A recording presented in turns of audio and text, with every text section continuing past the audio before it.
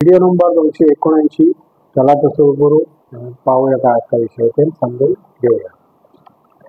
आजचा विषय मित्रांनो, हार्ट अटॅक मधील पहिल्या तासातील प्रथमोपचार काय आहे ते बघूया.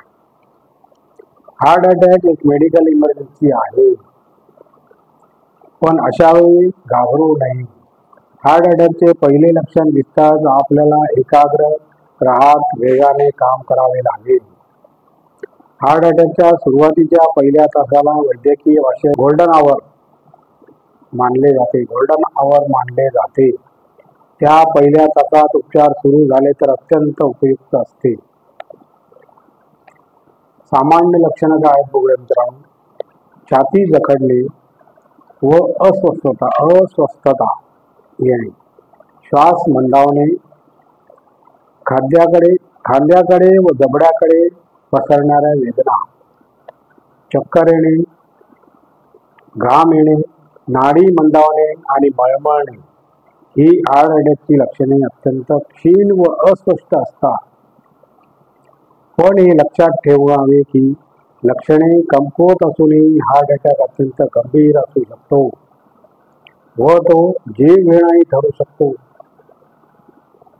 अपचन, थकवा व तणावाची लक्षणे दुर्लक्ष करू नये.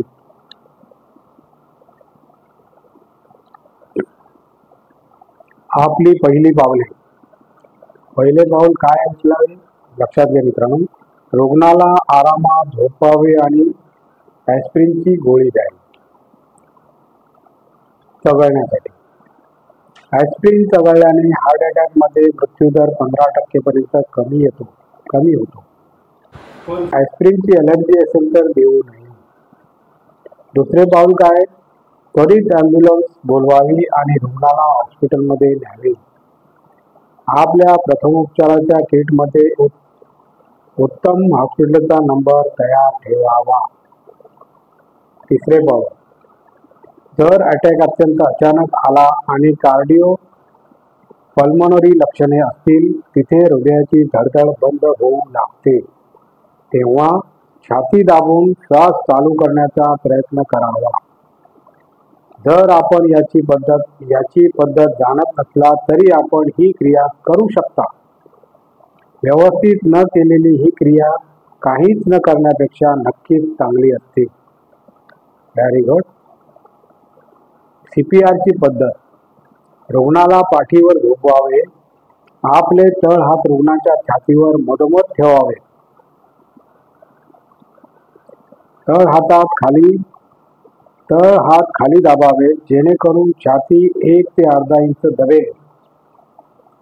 दर मिनिटाला 100 वेळा असे करा आणि मदत मिळेपर्यंत असे करीत राहा. Very good.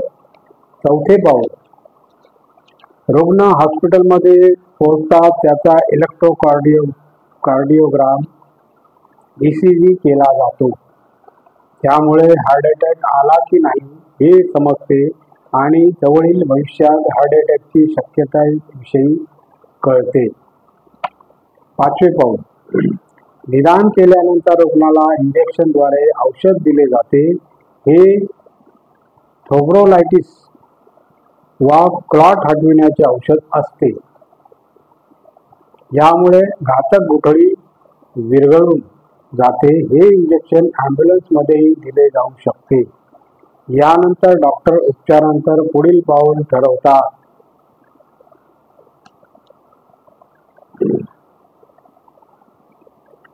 यात 90 मिनिटांमध्ये एंजिओप्लास्टी केली जाते. एंजिओप्लास्टी उत्तम उपचार आहे. जर रुग्णाच्या नसात इंजेक्शन दिले तर रुग्णाला अशा हॉस्पिटलमध्ये न्यावे जिथे एंजिओग्राफी व गरज पडल्यास एंजिओप्लास्टीची सोय उपलब्ध असेल.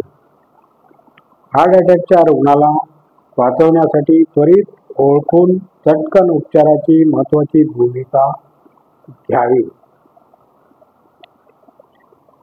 दर 15 मिनिटे वाया गेल्यानंतर रुग्णाच्या मृत्यूची शक्यता 30% वाढत जाते. जर उशीर 4 तासापेक्षा जास्त झाला तर क्लॉट हटविण्याचे औषध काम करणे बंद करते बापरे. हार्ट अटॅक सुरू झाल्यानंतर 12 तासानंतर अँजिओप्लास्टी ही फेल होते. अरे बाप. बघा मित्रांनो, ही महत्वाची माहिती आहे आणि लक्षात ठेवावी.